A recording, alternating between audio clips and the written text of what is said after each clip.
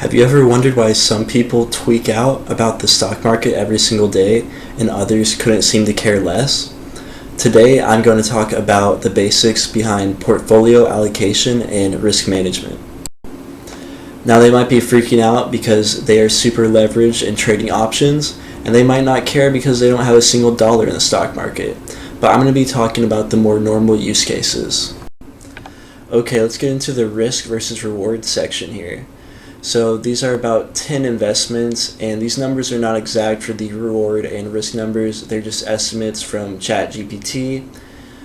But I'm going to get started at the bottom end of the risk scale, and that would start with savings accounts. So honestly, this is a terrible investment vehicle from my experience. I remember as a child, I would put all of my money into my savings account and think, oh awesome, I'm going to be making money from saving my money here with this bank. And I was at one of the larger banks out today, and you can probably go ahead, if you have a savings account with your bank, just go and Google your interest rate. I guarantee it is less than 1% unless you have over $1 million stored in your savings account with that bank. These are, in my opinion, a terrible spot to put your money. I've actually deleted my savings account, and I was pretty pissed to find out after 10 years I'd made maybe 2 cents from storing all of my savings with a bank. Moving on to the second investment to talk about, this is called a high yield savings account, and I abbreviated it as HYSA. So here is what a savings account really should be. It is a little less liquid, so it'll take a little longer to transfer your money in between a high yield savings account and your checking account, but I think it's completely worth it because here your money sitting will earn about 4% right now with the high interest rates going on in the US, and I personally am using Wealthfront now. It gives me 4%. I previously used Marcus, which is by Goldman Sachs, but I believe that they are kind of screwing the people on their interest rates. Not really screwing them, but it's not 4%. And a lot of the other providers have 4% yields right now. I've also heard of Ally and SoFi Bank, and I'm going to link my Wealthfront referral in the description and in the video that you can earn an extra 0.5% to get 4.5% on your investment, and then you'll also get a little bit of extra money for investing in there. But you can go ahead and Google and research on your own to find which high yield savings account works for you or if you want to use it. In a similar vein, we have a CD or a In a similar vein, we have a CD or a certificate of deposit. Now, these are usually offered by the US government, and it's essentially can be from like 6 months to a year usually, and you're buying to lock in an interest rate for that amount of time.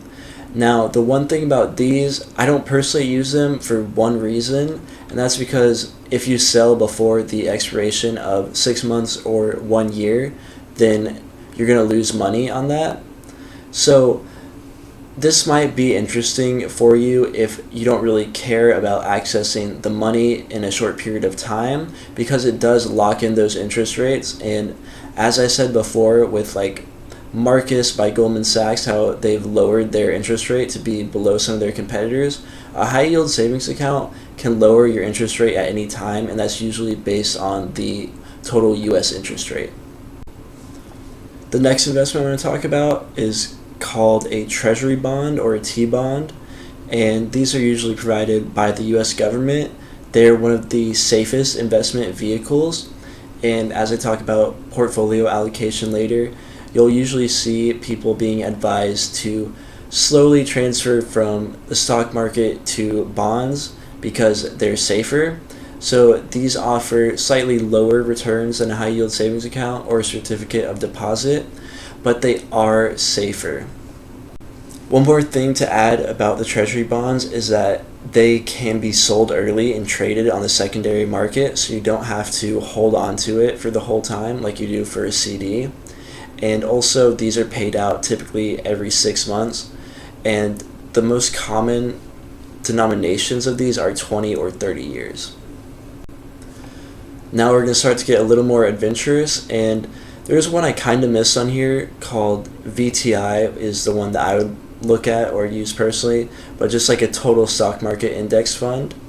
And so VTI and VU, you can find other versions as well of these ETFs. I typically like to use these, and I'll link a video where I go over.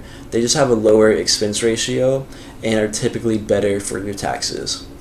But getting into VU, this is a S&P 500 tracking ETF. And so generally in the past 30 years, I believe this has yielded about 8% on average. And so the risk of this is small, minor, but it's significantly higher than a high yield savings account, CD, or Treasury bonds. And in turn for that, you're going to get a higher return. So I believe it's a pretty popular term now to say VU and chill, and people are kind of advising others to just go and buy VU if you're young and just hold on to that. They're like, you're young, you can accept the risk, just go ahead and buy that and you'll get decent returns. Now QQQ has resulted in about 12% annual increases.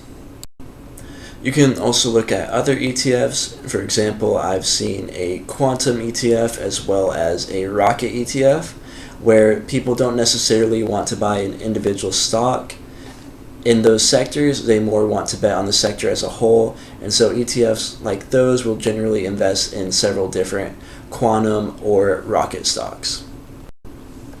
Moving on to individual stocks, I chose NVDA here. That's my personal favorite stock, but you can also look at blue chip stocks, for example, that would have a lower risk profile and then a lower reward as well.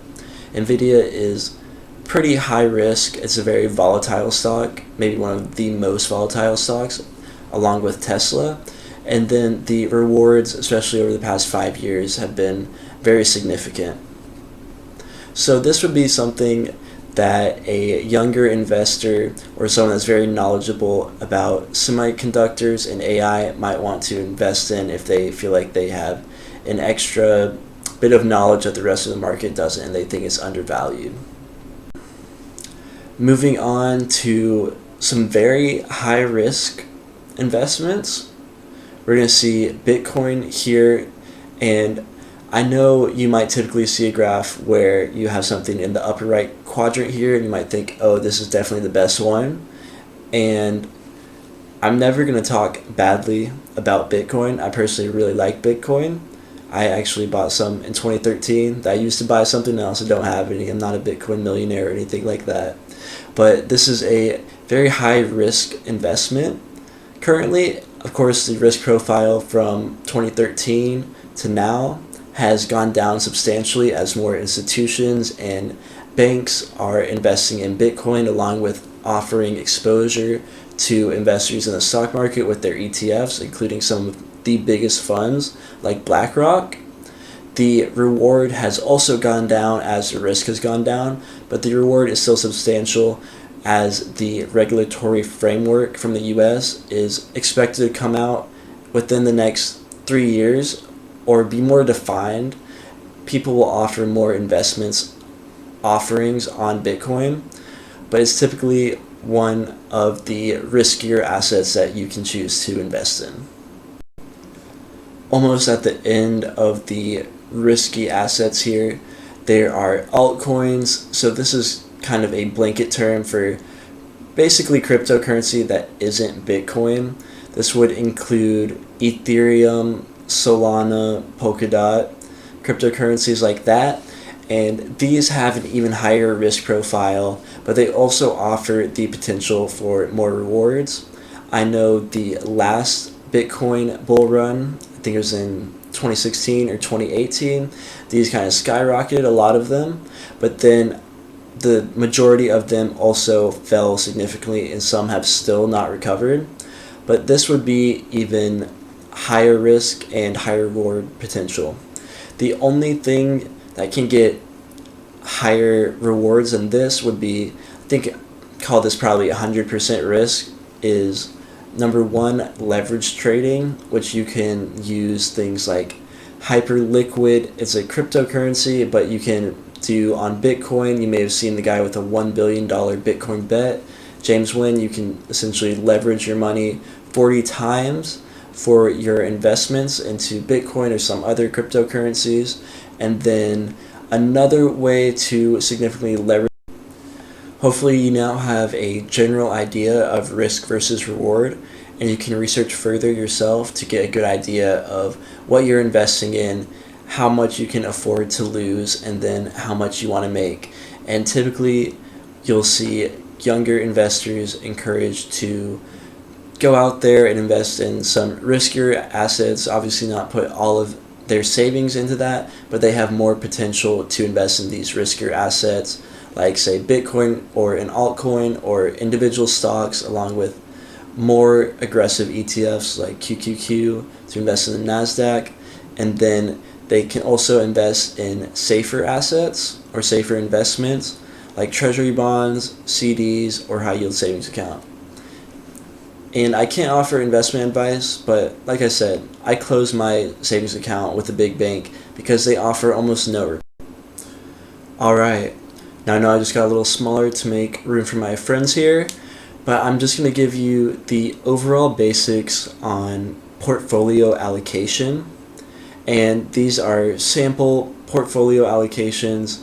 Now, this would typically, I have no clue who would really use this allocation. Do not go and use this allocation for your own investments. I would do your own research or go to, now this is not advice, but I've heard that the fee-only financial advisors can give you better advice that is more looking out for you versus those that take a percent of your investments under their management and make money off of that. So here, the general concept that I want to go over is once again, being able to invest in riskier assets as you're younger, and then there is kind of a cycle where you're going to slowly sell off the riskier assets as you get older and value stability more in general, and you're going to want to switch from, say, risky investments like cryptocurrency and now I'm going to go over one of my personal allocations that I use to invest. And if you want to see more of these allocations and actually get the file for how I've automated my own investments, you can go to the linked video here. But this is what I would call a no high yield savings account investment allocation for myself. And so this would typically be once I have filled up my high yield savings account with enough expenses for what I use is 6 months of living expenses. And some people use more or less than that. It's really up to you and how much security that you have. Like if you can fall back and move in with friends or family, if you were ever in a rough spot, maybe you would have a smaller one. But if you really value your independence and say want to continue living on your own, if you lost your job or something were to happen to you, then you would want a larger safety net. So moving down to the stock section, I'm investing exactly 35.6% of my investment money into individual stocks, and then I'm splitting that evenly with a fifth of this each going into NVIDIA, Meta, Microsoft, Amazon, and Google. And I'm doing that. This may be overexposure for me into the tech industry, but I'm working in a tech or tech adjacent industry, so I want to invest there, and I feel like I've been exposed to technology from a young age and would like to invest in these companies essentially. So I wanted to expose myself to several of the largest tech companies I personally liked for AI plays along with cloud, and these were the ones I picked.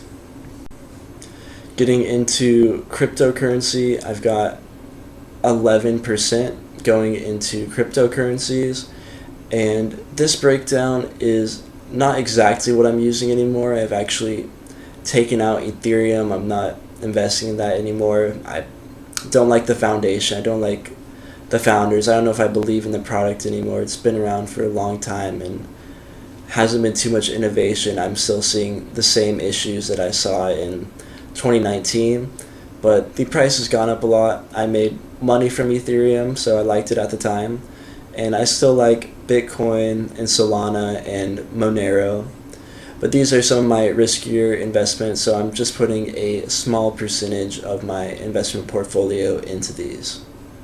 And then getting down to the bottom here, we have Roth IRA, which, if you don't know, you can only invest about $6,000 to $7,000, I believe it is, a year. So this is kind of a capped figure, but this is 5% of my investments going in there, and I split that up with I think it's 2-to-1 ratio, like 2/3 going into the total stock market for the S&P 500, and then the other third going into QQQ. So more investments in the NASDAQ and the S&P 500. And thank you for watching. I hope I provided some valuable information to you. If you want to help support me, I am actually running a $50 giveaway at the end of June that's going to repeat monthly. All you have to do is click on the video that's going to play right after this, and it's going to say $50 investment giveaway. You just have to fill out a quick Google form and tell me what your favorite investment is to enter. I believe there's only 10 people in it right now, so you would have a pretty high chance of